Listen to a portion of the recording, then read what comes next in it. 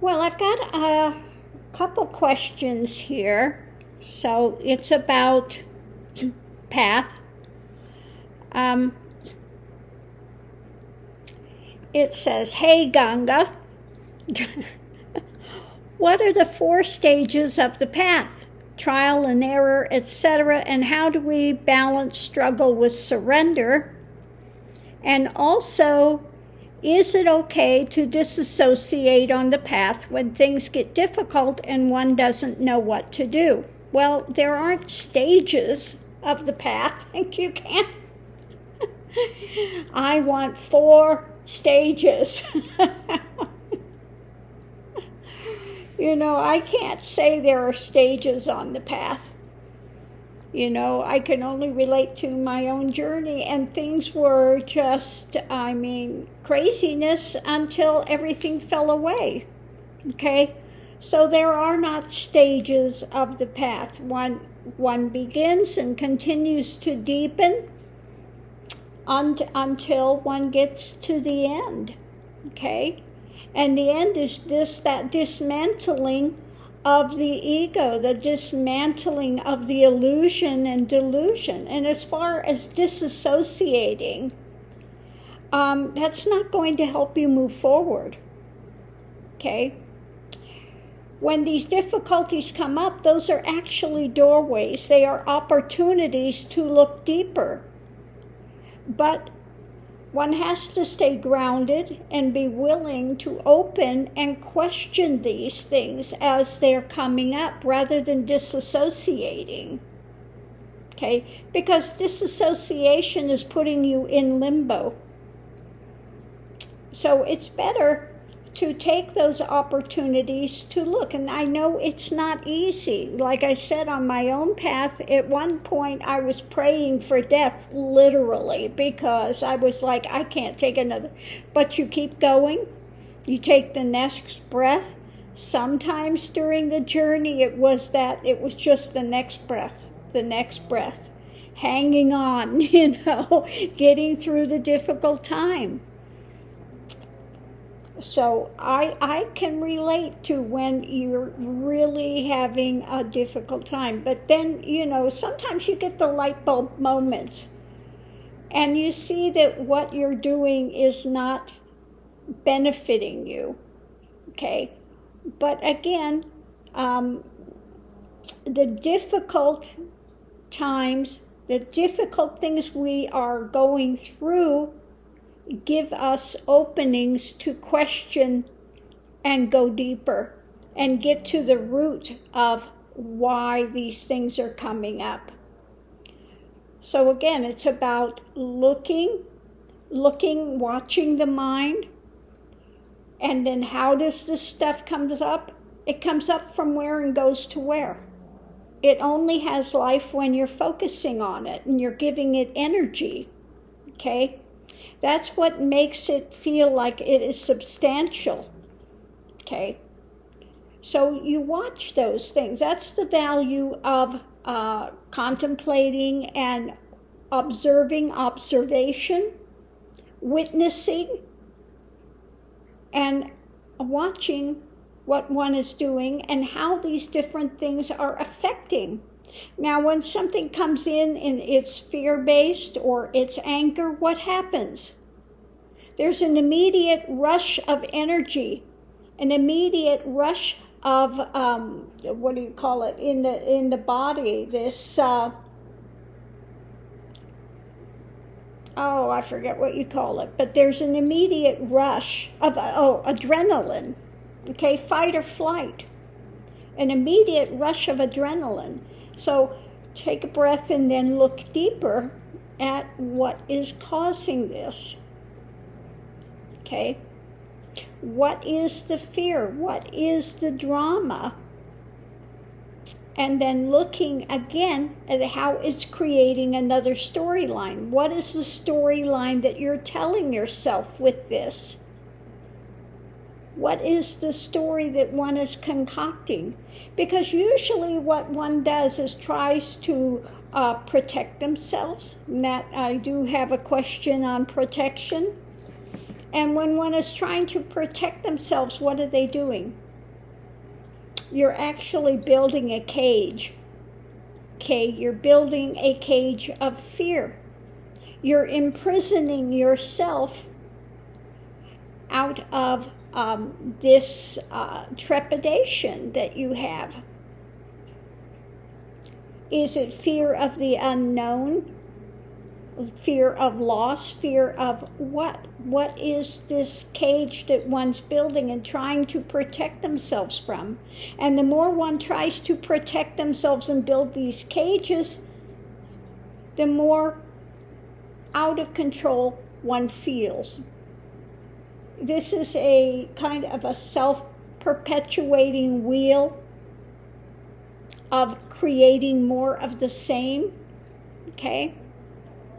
So rather than creating this wheel of difficulty, see these things as opportunities and observe and question them, where they're coming from, what's holding it in place. Now, if you've had and you have PTSD or something like that, yes, an event happened, but it's no longer happening. And when, like I said in my own journey, I was victimizing myself because I'm the one that kept running that tape. Okay? Why do I want to victimize myself? It was bad enough the first time going through it. So again, these are opportunities, but we have to stay grounded and be willing to open the door to that and see it as it is. Now, one thing one faces on the path is fear. You face your fears. Okay, now, again, I can only speak from my own journey. At one point, you have those, and all of these things, that's what Kundalini does. It brings it up in your face 24/7, okay, to be navigated through. At one point, I felt that this, the evil was coming, and oh my God, and I'm surprised my hair didn't turn white. I was in the middle of the floor like this, just, But what I found was, you can't love it, you can't fear it, you can't fight it. When you sit there and you say, do your worst, and you sit there and you give it no energy, it's got nothing to feed on. And once it has nothing to feed on, it dissipates. It's gone. But setting up this fear of needing to control, and I might as well answer this other question as long as I'm doing this now. If somebody's asking about how do I protect myself? I use crystals, I use mantras, I use this, I use that. What do I do? What do I do? Well, realize that in the heart of being is the divine is. And that's the most power of the universe. So it says, and like the Bible says, Christ says, fear not. If you don't have fear of these things and you're not opening the doors by doing drugs or doing, these other things that will open the doors to these things, you'll be fine. Shut those avenues off. Okay? Now, when you're a child, did you need to protect yourself? It's usually only when somebody goes on a spiritual path and all of a sudden it comes up, I need to protect myself. There's the evil out. Well, why are you giving this darkness, these shadow substances, power? Why are you giving them power? Okay? They have no power other than what you allow it to have. And constructing yourself a prison of fear. Okay?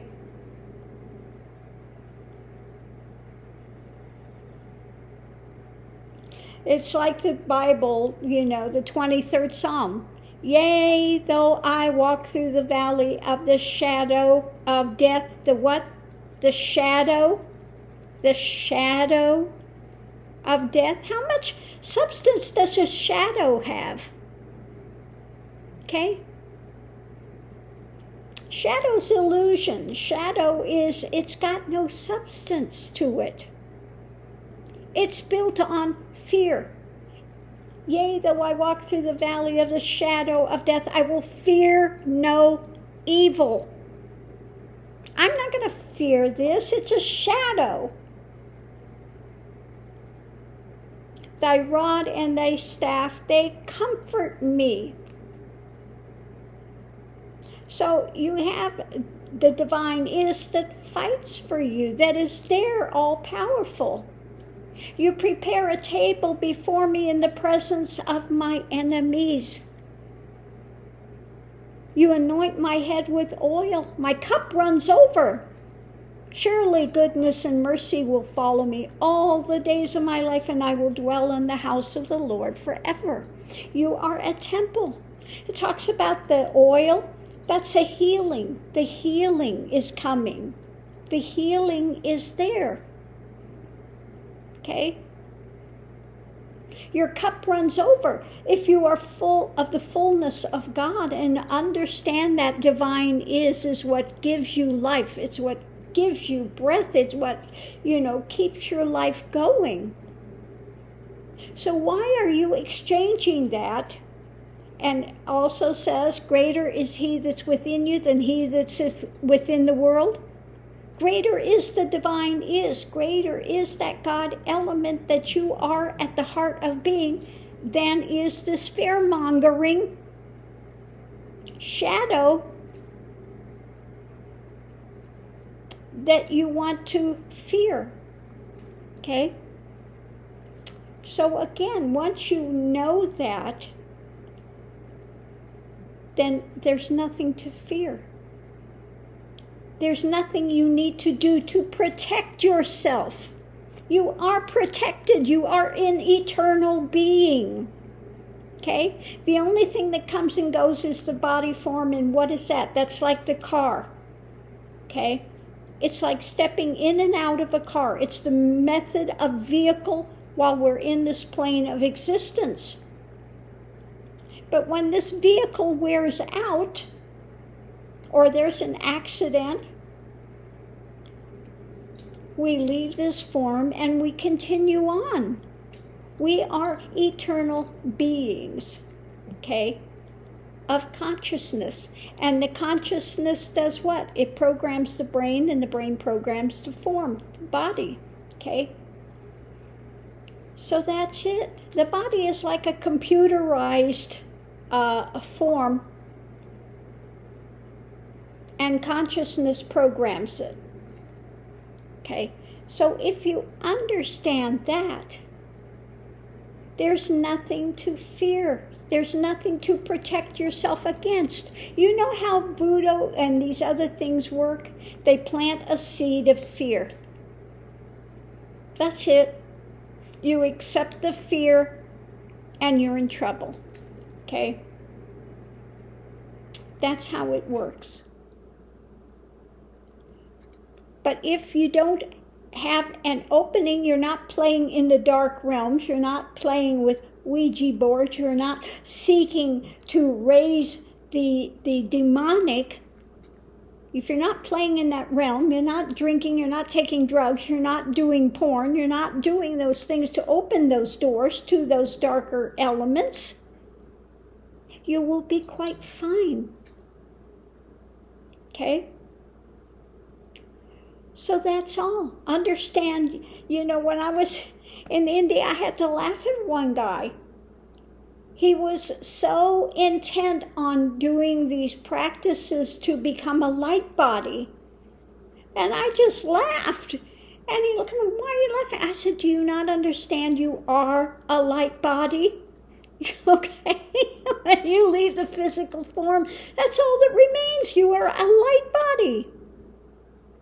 The divine is which gives you power, which gives you life, is the light beyond lights. The light beyond lights. And that is what one is at the center of being. And all of us have the same amount of that light.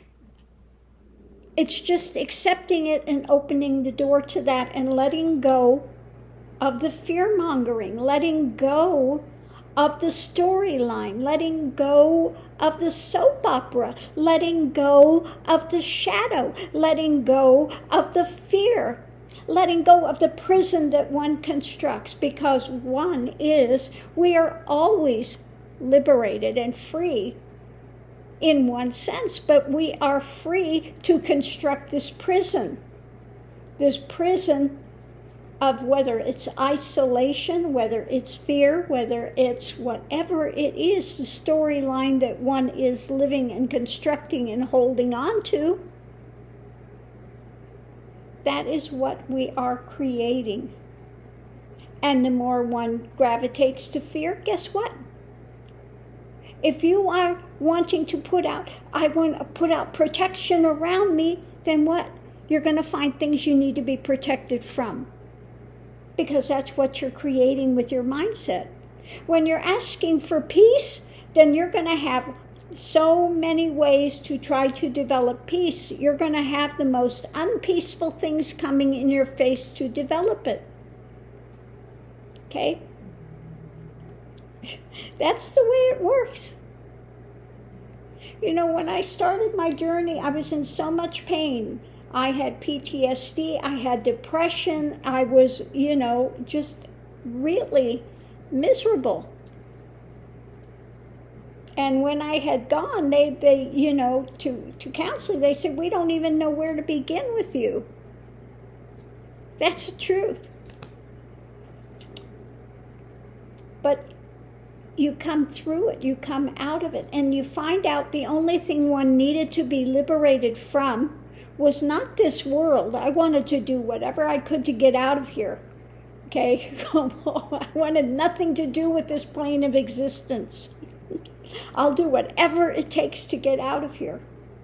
And then you get to the end and everything implodes and you find out the only thing you need to be liberated from is the monkey mind.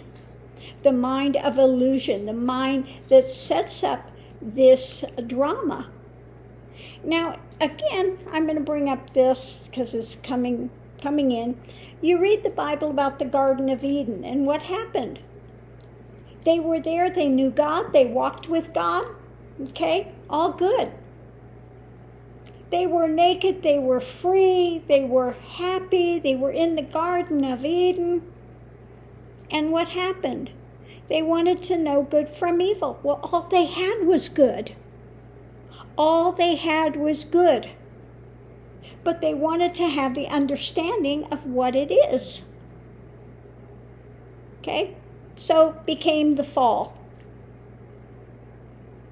They wanted to experience what that shadow is, what it is. Okay? And we were limited in these physical forms. There was a limitation made on it because these experiences can be very difficult. So we are here for a very short time to go and process these lessons, to learn, to expand, to grow.